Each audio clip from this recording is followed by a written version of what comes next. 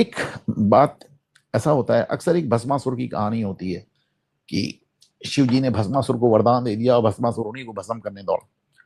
तो अजय, ये भी बड़ा हमारे पुराणों में बड़ा मजेदार है। शिव जी बड़े लिबरल थे, इस राक्षस को वरदान दे दिया, उस राक्षस को वरदान दे दिया।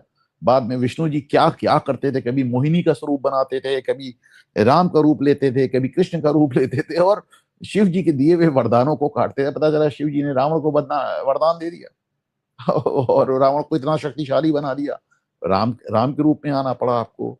और ये भस्मासुर को कहा दिया, मोहिनी के रूप में आपको। मतलब शिव जी वरदान देने वाले, और उनकी वरदान की काट के लिए विष्णु जी को कितनी मुशक्कत करनी पड़ती है हमारे पुराणों में। बहरहाल, ये हमें, जैसे मैं अक्सर कहता हूं, चंद्रशेखर जाटव को भाजपा ने भस्मासुर बना रखा है।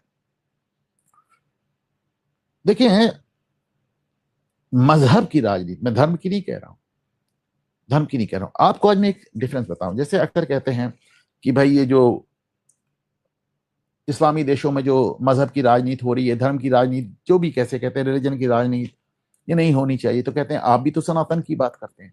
Apples and oranges, apples and oranges, एक कहावत है, एप्पल्स एंड ऑरेंज, यानी सेब और संतरे। सेब और संतरों की तुलना नहीं हो सकती। सनातन क्या है? सनातन ये है सब, इतनी पुराण, इतने वेद, इतने उपनिषद, इतनी धार्मिक पुस्तकें, हर आदमी अपनी बात कह रहा है और हर बात को आपको एक काउंटर पॉइंट मिल जाएगा, इसमें कुछ लिखा है, इसमें कुछ लिखा है। तो सनातन जो बेस्ड है वो शास्त्रार्थ पे बेस्ड है, इसलिए उसमें कभी कट्टरता आ ही नहीं पाई। बाकी सारे जितने मजहब हैं, चाहे वो यहूदी हो, चाहे वो ईसाई हो, चाहे वो इस्लाम हो, और अब तो मैं सिख पंथ को भी इस पे देख रहा हूं, जो एक किताब के ऊपर डिपेंड करते, सिर्फ एक किताब। सिखों में भी उतना इसलिए नहीं आया क्योंकि उनके 9 गुरुओं ने अलग अलग लिखा है। आज भी जो सीरियस सिख हैं, जो वास्तव में इनके झांसे में नहीं आते, खालिस्तानियों के या शिरोमणि गुरुद्वारा प्रबंधक कमेटी, वो कहते हैं अरे आप क्या बोल रहे हैं, आप देखिए हमारे गुरु ग्रंथ साहब ने क्या लिखा है, हमारे गुरु गोविंद सिंह ने क्या लिखा है, गुरु नानक ने क्या लिखा, अलग अलग बातें। तो ये जो बाकी जो एक किताब पे, एक किताब और एक प्रॉफिट पे जो धर्म टिके हैं, फिर वो इब्राहिम पे टिके हों, चाहे जीसस पे टिके हों, मोसेस पे टिके हों, या हजरत मोहम्मद पे टिके हों, तो उनमें फिर शास्त्रार्थ की बहस की गुंजाइश नहीं रह जाती। और वो जो धार्मिक कट्टरता होती है, वो जो मजहबी कट्टरता होती है, वो किसी को भी तबाह कर देती है। मैं इतने दिनों से कह रहा हूं कि आपने ईरान में, ठीक है, खुमैनी साहब आए और उन्होंने ईरान को कुछ का कुछ बना दिया। अब वहां की जनता इतनी कट्टर हो गई है कि लिटरली ईरान को सुसाइड करने पे विवश होना पड़ रहा है। अमेरिका पिछले 8 रातों से उसको रोज मार रहा है, बुरी तरह बर्बाद कर रहा है। लेकिन आप किस मुंह से वापस जाएं?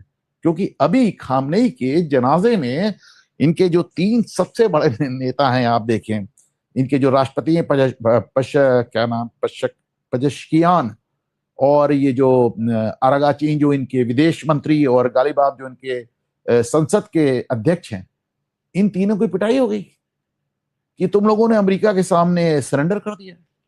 तो भैया, आज ये पब्लिक आपको क्यों मार रही है? आज आप समझौता क्यों नहीं कर पा रहे?